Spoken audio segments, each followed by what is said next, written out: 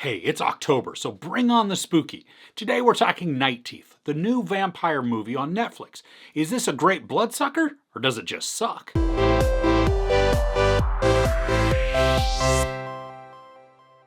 college student moonlighting as a chauffeur picks up two mysterious women for a night of party hopping across LA.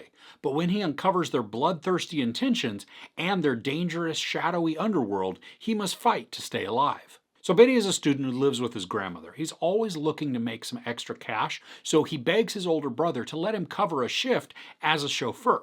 Now, his task is pretty simple. He just needs to drive two young women, played by Debby Ryan and Lucy Fry, around LA for a night of party hopping. Benny's just supposed to stay with the car, but his curiosity gets the better of him and he sees some things that he just shouldn't have, careening his night into chaos, craziness, and blood. Jorge Lendeborg Jr. plays Benny, and he is the best part of this entire movie. He's charismatic, funny, awkward, sometimes shy and bumbling, but he's also charming. And watching him interact with his two passengers is cringy, but not because it's bad, just because he's so awkward when he speaks to them. And those interactions are humorous, but also endearing. Through all of his missteps, Benny grew on me and became the character that I wanted to root for. Debby Ryan and Lucy Fry are great as these aloof and standoffish 20-somethings. Now, they come across as arrogant and self-absorbed, but we do get to watch a small transition happen with Debby Ryan's character, and she grew on me as the story progressed. And then Lucy Fry, she's just a bit nuts at times, which caused her to be fun. Now, the whole premise for the story, which is told in the first couple minutes of the movie, is that vampires exist, and over the course of many, many years and battles, a truce has been reached with the humans in LA. And as long as the vampires stick to 3 rules, all's gonna be good.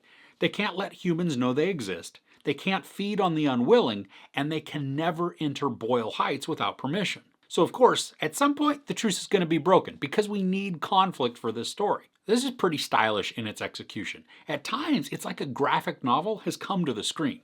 And because the majority of this takes place over the course of one night, the film plays up the bright lights of the city to contrast with the dark of night. There's great use of neon, and then certain scenes will take one color and use it as the main palette for the sequence. And sometimes it's red and other times a cool blue.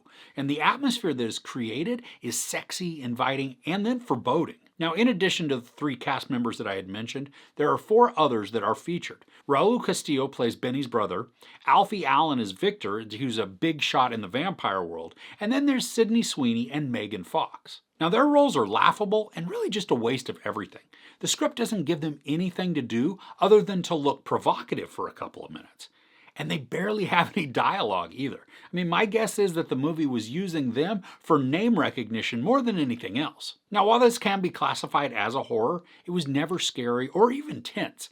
And because this is rated TV-14, there's not much gore or really violence that is shown. I mean, there is a little, but most of the time, when there is a fight sequence going on, we don't see the actual carnage. And even then, a lot of the action takes place in the background, and it's out of focus. Now, there are a few kills and portions of violence that we watch, but I really wish that this would have been rated R or TVMA so they could just dive headlong into the gore and make this a bloody vampire film. Once we get into the story, the progression becomes fairly obvious and we can see how the character arcs are going to play out. And I didn't mind so much that there was a predictability to it, but I did want the story itself to be more exciting. There's not much tension that is built by the story, even though there's meant to be this air of suspense. And I didn't really care that a war was building between humans and vampires, and there wasn't really any impetus for me to care.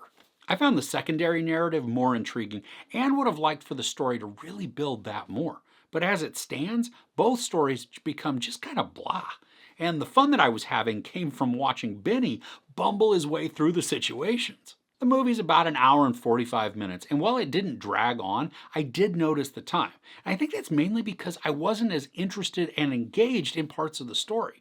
I mean, it's not like I'd cut them out necessarily, but instead just dive deeper into it and build out the portions as I had mentioned before. Something that I found cool but strange is that there are some people that use crossbows, but it's like they never have to reload, like there's semi-automatic crossbows where the bolts just load automatically. The people firing the crossbows just keep shooting and the bolts keep flying. It's a minor nitpick, but it was still odd to me. So when all is said and done, Night Teeth is just an okay entry in the vampire genre.